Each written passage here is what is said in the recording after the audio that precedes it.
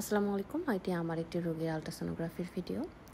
এখানে এলএমপি অনুযায়ী রোগীর 8 উইকস হওয়ার কথা, কিন্তু আলট্রাসোনোগ্রাফিতে তার 6 উইক 5 ডেজ আসছে এবং আমরা খুব ভালোভাবে দেখছি যে তার কার্ডিয়াক পালসেশন অ্যাবসেন্ট এবং লাস্ট 2 দিন ধরে তার ব্লিডিং হচ্ছে।